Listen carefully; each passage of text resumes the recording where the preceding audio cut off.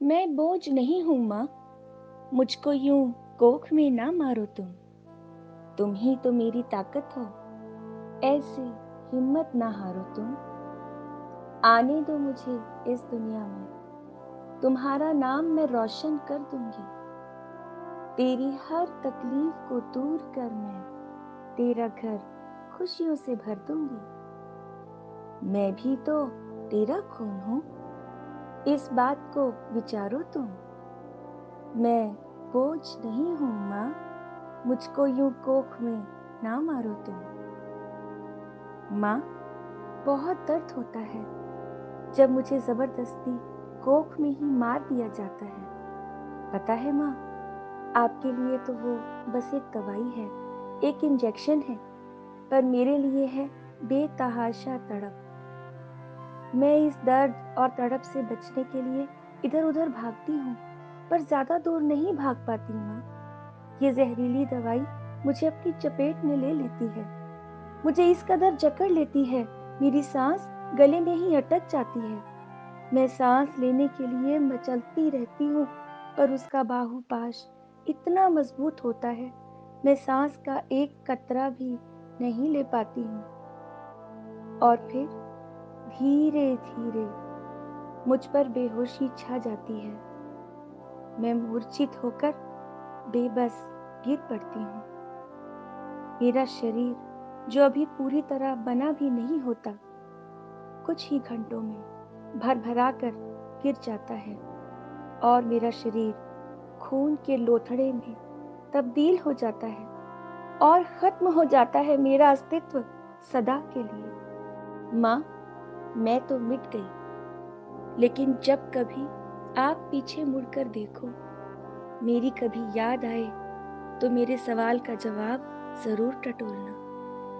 सब कहते हैं माँ से बढ़कर इस दुनिया में कुछ नहीं। माँ अपने बच्चे के लिए कुछ भी कर सकती है, अकेले पूरी दुनिया से लड़ सकती है। फिर माँ, आपने मेरे साथ ऐसा क्यों किया? मुझे कोख में ही क्यों मार दिया? सिर्फ इसलिए क्योंकि मैं बेटी थी? न जाने माँ, क्यों लोग उस बेटी को बोझ समझते हैं जो दो घरों की जिम्मेवारियां निभाते समय कभी शिकायत नहीं करती। और फिर भी समाज के कई लोग अपने गिरे हुए स्तर से ऊपर उठकर औरत की महानता और त्याग को समझ नहीं पाते। लड़कियों को भी जीवन जीने का हक है ना माँ? हमें दुनिया में आने से पहले ही बेदर्दी से मार दिया जाता है। हमें इंसाफ दिलाने के लिए माँ, आपको आवाज उठानी होगी। साथ ही ये स्वीकार करना होगा कि बेटा हो या बेटी, उसे जीवन जीने का समान अधिकार है।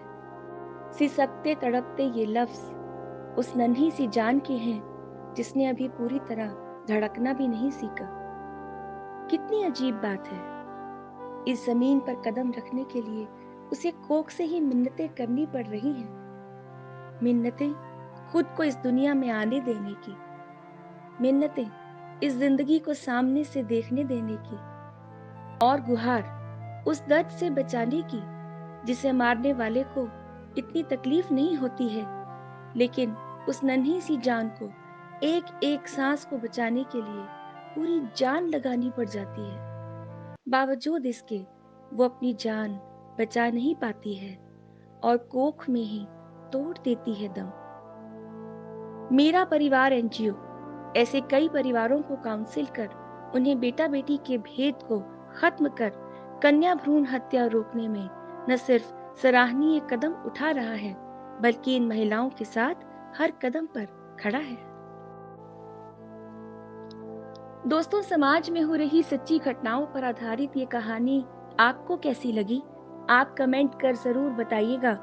अगर आपको ये वीडियो अच्छा लगा हो तो लाइक कीजिएगा, शेयर कीजिएगा और हमारे YouTube चैनल को सब्सक्राइब करना नहीं भूलिएगा।